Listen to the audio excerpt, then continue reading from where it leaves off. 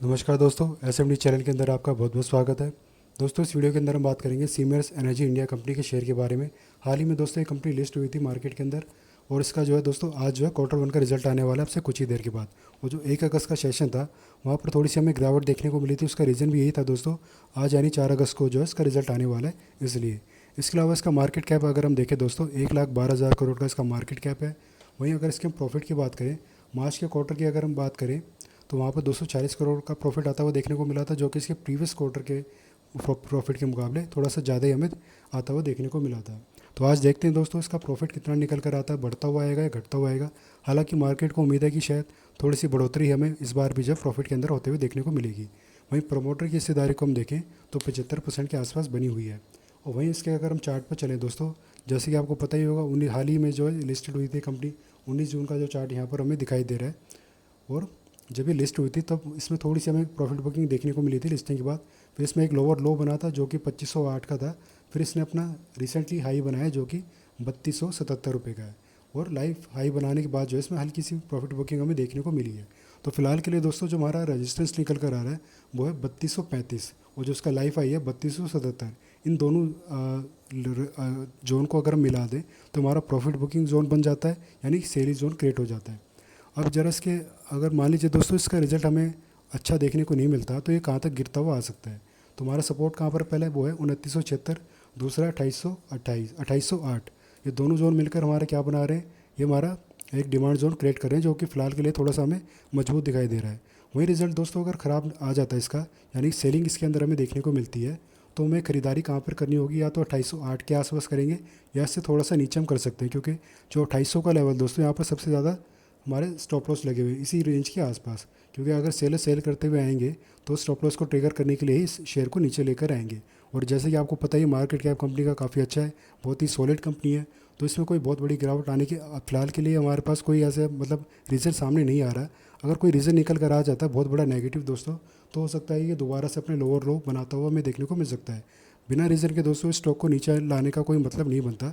तो फिर भी अगर आप इसमें खरीदारी के लिए इंटरेस्टेड हैं दोस्तों, तो जो डिमांड जोन मैंने बताया है यानी मेजर सपोर्ट लेवल, इन्हीं रेंज के आसपास जब भी स्टॉक आ जाएगा तब आपको ये देखना होगा कि कैंडलस्टिक पैटर्न किस तरीके का बन रहा है। कोई हैमर कैंडलस्टिक बन रहा है इन सपोर्ट्स के ऊपर, कोई बुलिश एंगल की स्टिफ कैंडलस्टिक पैटर्न बन रहा है, तो हमें अपनी कैंडलस्टिक पैटर्न को जरूर ध्यान में रखना है दोस्तों। वो कोशिश करिएगा अगर शॉर्ट टर्म के लिए आप इसमें इन्वेस्टमेंट कर रहे हैं तो अपना स्टॉप लॉस को एक बार जरूर लगा के चलिएगा। क्योंकि इसमें दोस्तों हाल ही में लिस्टेड हुई है कंपनी, इसके चार्ट के ऊपर दोस्तों कुछ ज़्यादा पैटर्न हमें बनते हुए देखने को नहीं मिल रहे। इसके ऊपर ट्रेडिंग करने के लिए बस हमारे पास अभी के लिए कुछ हमारे सपोर्ट लेवल है, एक रेजिस्टेंस लेवल है, और सबसे ज़्यादा कुछ चीज़ अगर इसमें काम आएगी ट्रेडिंग करने के लिए वो है candlestick pattern. Specially candlestick pattern दोस्तों सपोर्ट पर अगर कोई हमारा हैमर कैंडलस्टिक पैटर्न बनता है, स्प्रिंग टॉप कैंडलस्टिक पैटर्न बनता है, या बुलिश एंगल्फ, ध्यान रखिएगा दोस्तों, बुलिश एंगल्फ कैंडलस्टिक पैटर्न अगर कोई बनता है तो ही हम अपने सपोर्ट पे मतलब इसमें फिर ख़रीदारी करके चलेंगे। और ख़रीदारी के लिए जो दूसरा सपोर्ट लेवल है, पर्सनली अगर मैं आपको बताऊं तो मुझे भी ये रेंज बड़ी अच्छी लग रही है। इसी रेंज के आसपास मैं भी इसमें इन्वेस्टमेंट करने के बारे में एक बार ज़रूर सोचूंगा ही सोचूंगा। लेकिन दोस्तों इसका रिज़ल्ट अगर अच्छा आ जाता है, वो इसका रेजिस्टेंस का ब्रेकआउट हो जाता है, तो ऊपर हम बता नहीं सकते फ़िलहाल के लिए इसमें टारगेट कहाँ तक जा सकते हैं। लेकिन इसका जो अगला पड़ाव हो सकता है दोस्तों वो हो सकता है 3500 का। 3500 अपने आप में एक छोटा सा साइकोलॉजिकल नंबर हो सकता है दोस्तों। तो 3500 के आसपास तक जाने की कोशिश करेगा ही करेगा अगर इसका रिजल्ट आज अच्छा आ जाता है तो आप 3500 के टारगेट को ध्यान में रख कर भी इसमें खरीदारी करके चल सकते हैं, चाहे आपका नज़रिया शॉर्ट टर्म का हो या लॉन्ग टर्म का हो। और टारगेट दोस्तों 6 महीने के अंदर अंदर आने चाहिए अगर इसका रिजल्ट आज अच्छा आता ही आता है तो। 6 महीने भी थोड़ा सा लंबा टाइम हो जाएगा दोस्तों अगर रिजल्ट अच्छा आता है। हो सकता है कि 2 से 3 महीने में ही 3500 का दर्शन हमें करा कर दे सकता है, या उससे ज़्यादा के भी दर्शन करा सकता है। तो फिलहाल अब इसमें 3500 के टारगेट को ध्यान में रखकर दोस्तों अपनी पोजीशन को क्रिएट करेंगे। जैसे ही 3500 का लेवल टच कर लेता है, हो सकता है दोस्तों ये 2 या 3 दिन में ही 3500 का टारगेट अचीव करके दे दें हमें। क्योंकि अगर इसका रिजल्ट बहुत ही अच्छा अगर हमें देखने को मिल गया तो ही इसमें 3500 का टारगेट बहुत ही जल्दी देखने को मिल सकता है। हो सकता है अगस्त में ही हमें देखने को मिल सकता है।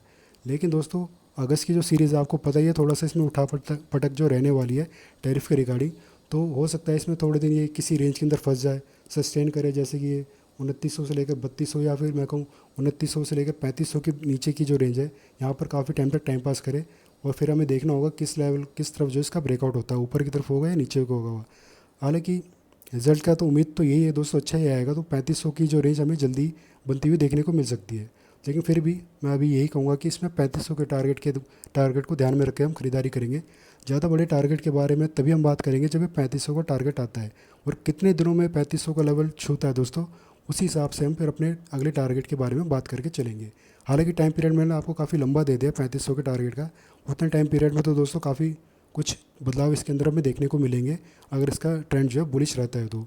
कोई बड़ी बात नहीं दोस्तों, अगर आपको सीरियसली मैं बताऊं 5000 के लेवल को टच कर सकता है अगले 6 महीने के अंदर अंदर ही, अगर इसका ट्रेंड बुलिश रहता है तो। उसका Q1 का भी और Q2 का भी रिजल्ट आ जाता है बहुत ही अच्छा, तो ये 5000 के पार भी हमें जाता हुआ दिखाई देगा, क्योंकि कंपनी का मार्केट कैप बहुत अच्छा है दोस्तों और बहुत ही दमदार तरीके से फिलहाल ये अपना बिजनेस करने लग रही है। तो 3500 का टारगेट आप मान के चलिए शॉर्ट टर्म का ही है, लेकिन फिर भी मैं यही कहूँगा 3500 के टारगेट को एक बार आने देते हैं, उसके बाद हम डिसाइड करते हैं कि क्या पोजीशन क्रिएट हो सकती है, क्या इसमें प्रॉफिट बुकिंग हमें दिखाई देगी या फिर बुलिश ट्रेंड इसमें कंटिन्यू रह सकता है। तो फिलहाल के लिए दोस्तों इस वीडियो में इतना ही, और कोशिश करते हैं इसका पहले तो हम देखते हैं रिजल्ट कैसा आता है, उसी हिसाब से हम अपनी स्ट्रैटेजी को बनाएंगे अगर किसी ने अभी तक खरीदारी नहीं करी है तो। और जो भी मतलब जिन्होंने IPO में इसका अलॉटमेंट मिला था, जो पहले से इसके खरीदार हैं, वो आराम से बने रह सकते हैं। आपको लंबे टाइम तक अगर आप बने रहते हैं तो बहुत ही अच्छे मल्टीबैगर रिटर्न आपको निकाल कर देगा फ्यूचर में। तो फिलहाल के लिए दोस्तों इस वीडियो में इतना ही। वीडियो में दी गई जानकारी आपको अच्छी लगी हो तो वीडियो को लाइक करना, चैनल को सब्सक्राइब करना। धन्यवाद।